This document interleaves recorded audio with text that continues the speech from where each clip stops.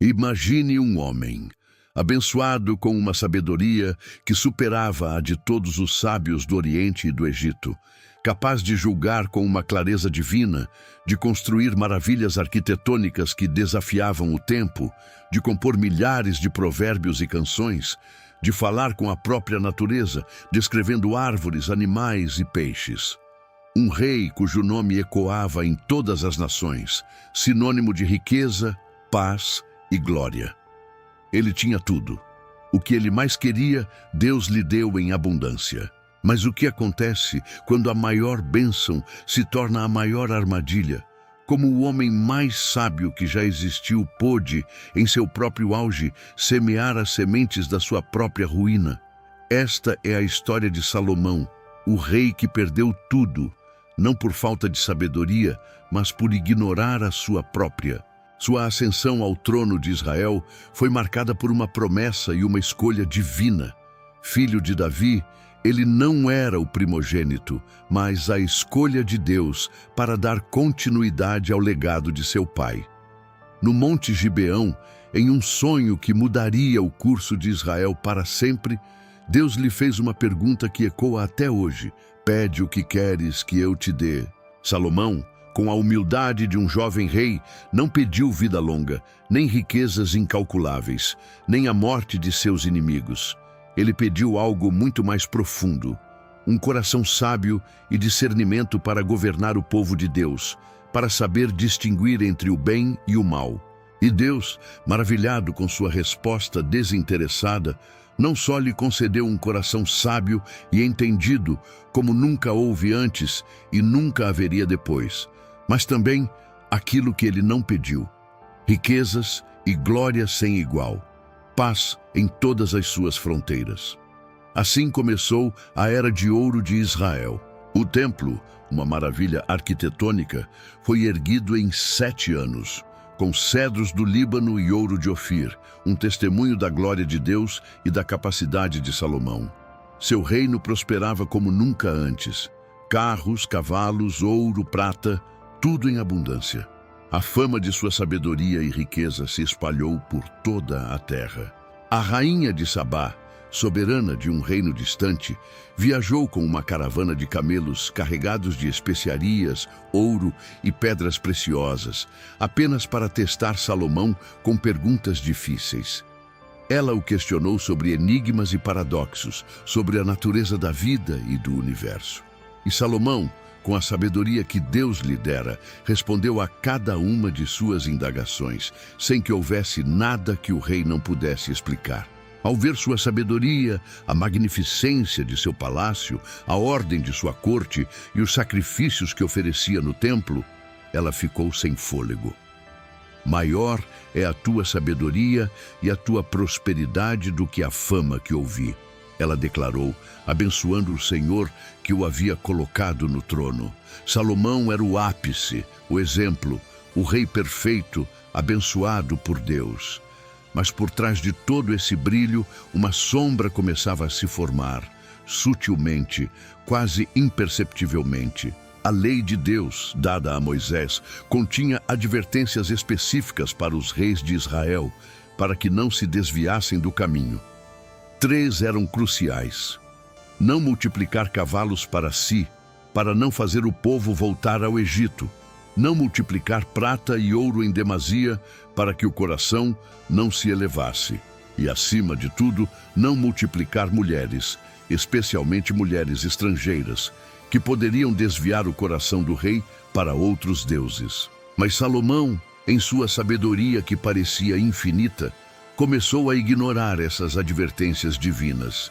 Ele acumulou cavalos do Egito em números exorbitantes.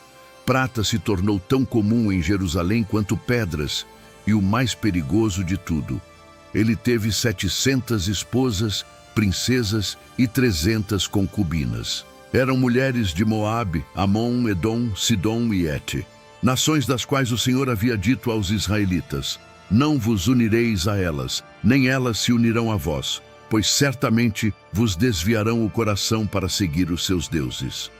Mas Salomão as amou, e por amor a elas, ou talvez por uma sabedoria distorcida que buscava alianças políticas através do casamento, ele permitiu que elas trouxessem seus deuses para Jerusalém. Templos para Astarote, a deusa dos Sidônios, para Moloque, o ídolo abominável dos Amonitas, para Camus, a abominação dos Moabitas, começaram a ser construídos nas colinas ao redor da Cidade Santa. O homem que construiu o templo para o Deus verdadeiro, o Deus de Israel, agora construía altares para ídolos. O coração de Salomão, que Deus havia enchido de sabedoria, começou a se desviar do Senhor, o Deus de Israel, que lhe aparecera 2 vezes.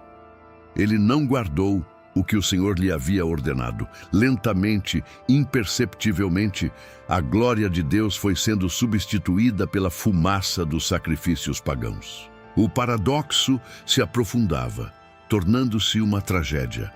Como o mais sábio poderia ser tão cego à sua própria ruína? Sua sabedoria, antes um dom divino, tornou-se um véu que obscurecia sua visão espiritual. Afinal, o relacionamento com Deus não é uma bênção estática. Ele precisa ser constantemente renovado. Nenhuma unção, por mais poderosa que seja, isenta o homem da necessidade de buscar e obedecer a Deus diariamente. Salomão nos mostra que nenhum homem é tão sábio a ponto de não precisar de Deus. Sabedoria sem Deus, afastada dele, é apenas tolice disfarçada. Deus, em sua paciência e justiça, não deixou a desobediência impune. Ele apareceu a Salomão uma segunda vez, reiterando suas advertências e as consequências da idolatria. Mas o rei, embriagado por seu próprio poder, pela opulência e pela influência de suas muitas esposas, não ouviu. Sua sabedoria, antes um farol de retidão, tornou-se uma ferramenta para justificar suas escolhas, em vez de guiá-las para a fidelidade. A opulência se tornou decadência. A justiça, por vezes, cedeu lugar à conveniência e à corrupção. E as consequências não tardaram. Deus levantou adversários contra Salomão que causaram problemas durante o resto de seu reinado. Hadade, o Edomita, e Rezon, o sírio, foram espinhos em seu lado. E o mais doloroso, Jeroboão, um de seus próprios oficiais, a quem o profeta Aías prometeu 10 das 12 tribos de Israel. A promessa de Deus a Davi de um trono eterno não foi quebrada, mas a casa de Salomão sofreria uma divisão drástica. O reino, construído com tanta sabedoria e glória, seria partido ao meio, um legado de discórdia para seus descendentes. No fim de sua vida, Salomão, o homem que havia experimentado tudo, escreveu o livro de Eclesiastes, um lamento, uma reflexão amarga sobre a vaidade de tudo o que é terreno. Vaidade de vaidades, tudo é vaidade, ele concluiu. Mas ele também nos deixou o livro de Provérbios, uma coletânea de sabedoria prática que, paradoxalmente, ele mesmo não conseguiu seguir em sua totalidade. Provérbios nos ensina sobre o temor do Senhor como o princípio da sabedoria, sobre a importância da retidão, da diligência e da fidelidade. O homem que buscou e recebeu sabedoria divina, que experimentou todas as riquezas e prazeres, que construiu um império sem igual, percebeu que sem a fidelidade a Deus, sem guardar seus mandamentos, tudo era vazio, uma corrida atrás do vento. Sua vida é um eco ensurdecedor. A sabedoria sem obediência é apenas conhecimento, e o conhecimento por si só não salva, não sustenta, não preenche. A obediência, a humildade e a fidelidade a Deus são mais valiosas do que todo o ouro, toda a sabedoria e todo o poder do mundo. A história de Salomão não é apenas um conto de um rei que caiu. É um espelho para a humanidade, um aviso de que a maior das bênçãos pode se tornar a maior das tentações, que a sabedoria, sem um coração continuamente voltado para Deus, é apenas um passo para a tolice. E que a verdadeira glória, a verdadeira paz e a verdadeira satisfação não estão no que construímos ou possuímos, mas na fidelidade inabalável àquele que nos deu tudo. Se a história de Salomão te fez refletir sobre as prioridades da sua própria vida, sobre os perigos da autossuficiência e a importância da obediência, compartilhe este vídeo com alguém que precisa ouvir essa mensagem hoje.